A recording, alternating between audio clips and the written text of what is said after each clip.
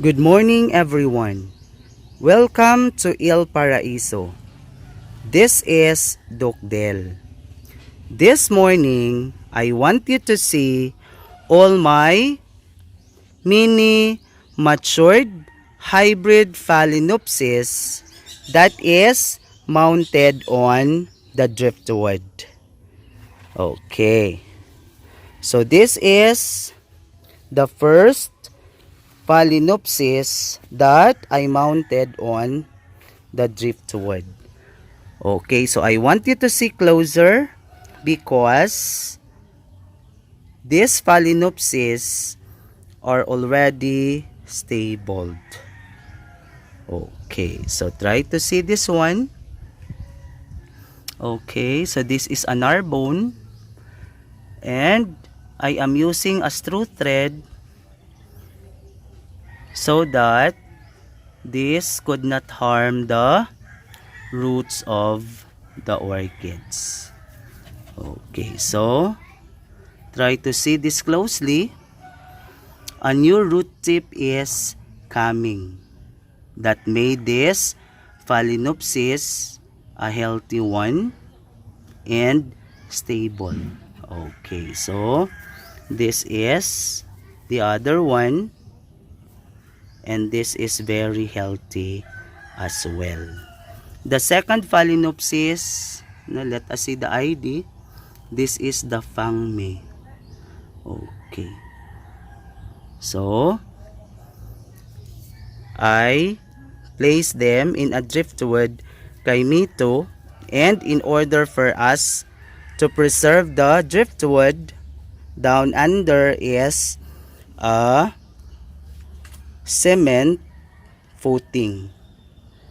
Okay, so this driftwood is not directly placed on the ground.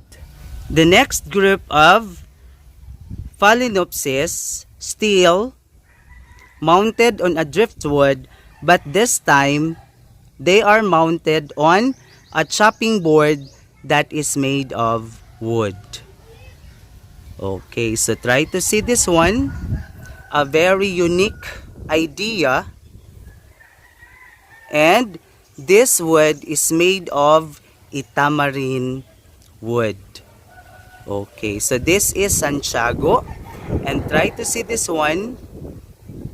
A new root is coming and started to fit the driftwood. Okay, so the Phalaenopsis is very healthy. Okay, so this is now the next one. Piacenza. Okay, so try to see down under. Another new root is coming for us to be able to say that this Phalaenopsis is having a healthy condition.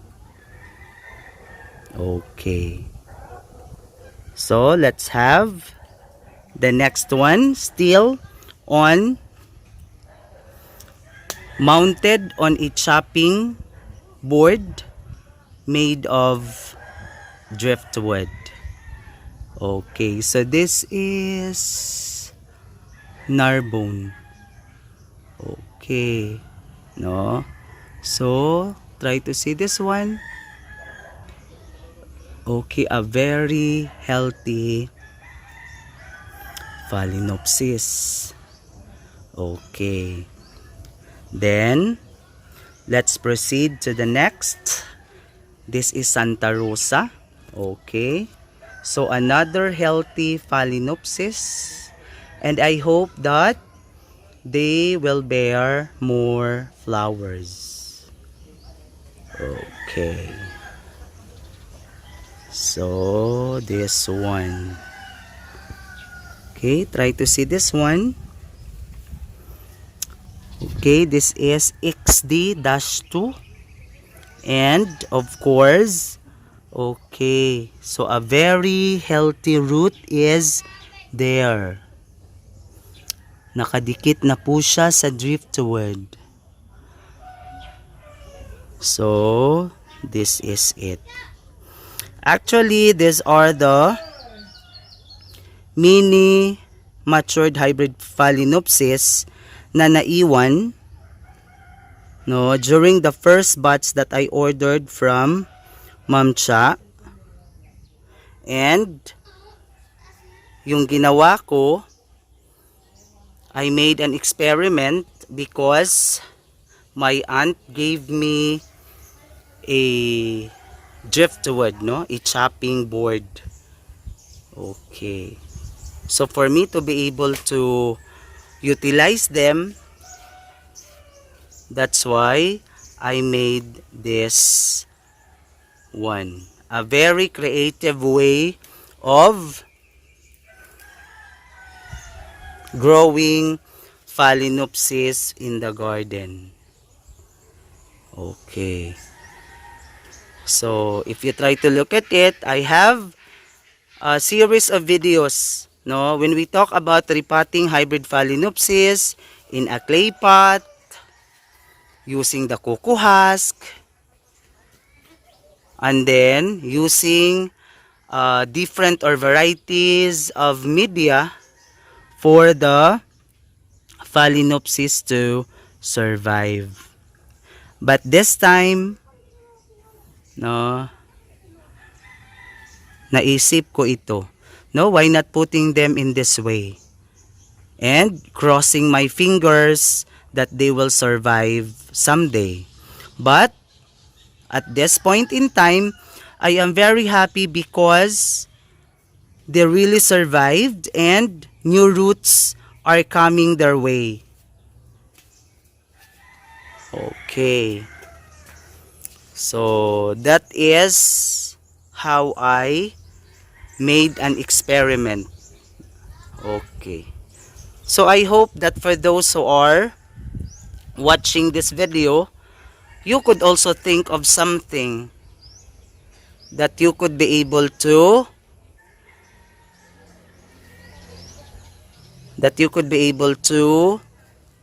plant your green pets in a creative way. Okay. So this is the Phalaenopsis that I placed in a cocoa husk. Okay. Actually, the idea has been taken from a orchid grower from India. Okay. So this is the manner of how she grow her Phalaenopsis. Okay. So try to see this one. I think this was the last video that I made. And see. Okay, another mini Phalaenopsis has been placed in a driftwood. And try to see this one. Okay, new roots are coming. So there are so many ways on how are we going to grow our green pets. It's up for us on how to be creative for us to be able to grow them properly. Okay, so this is my way.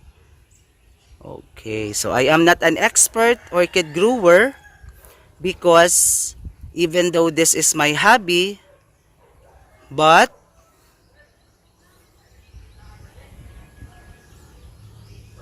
I am not saying that I am good at it.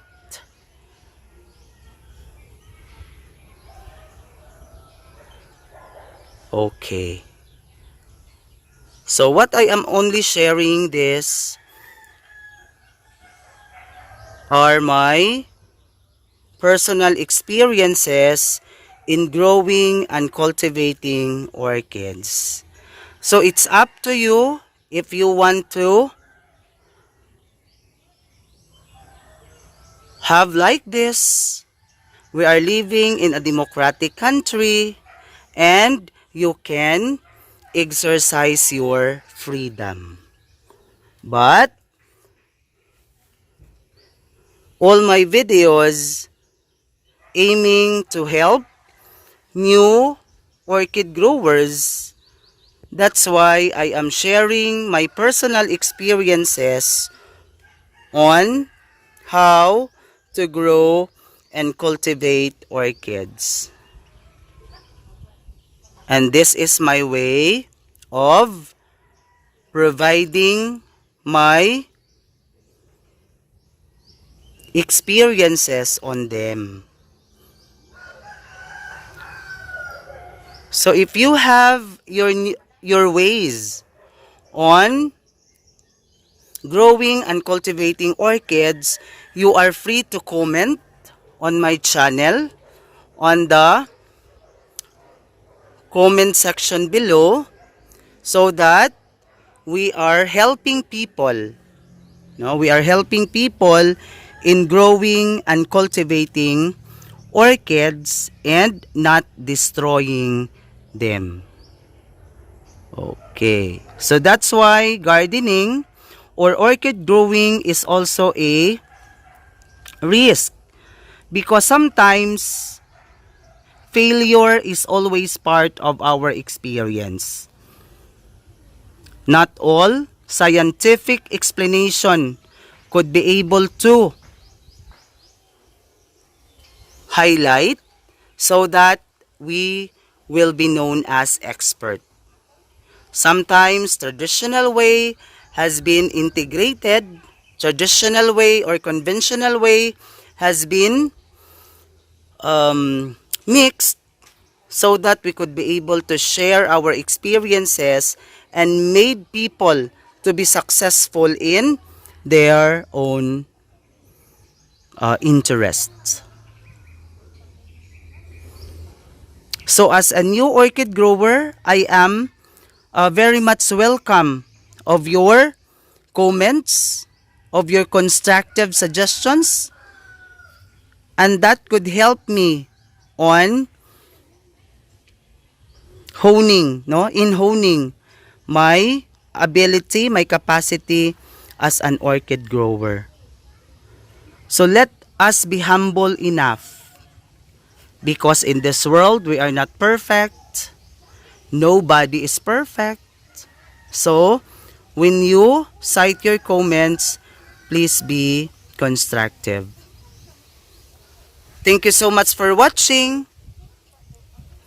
God bless. Bye-bye. And please do not forget to subscribe on this channel, Dukdil TV.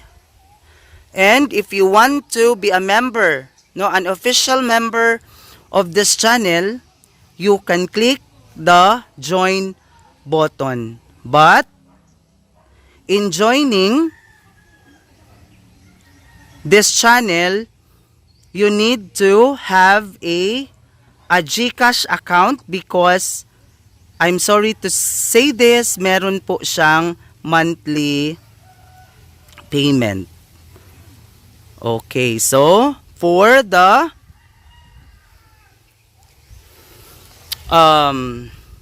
silver members, you have to pay 79 pesos in a month. For the gold members, you need to pay 99 pesos in a month. And for the premium, you could be able to pay 499 in a month. And for the diamond members, you need to pay 5,999 per month. But I will not be forcing you to join. No, I will not be forcing you to join.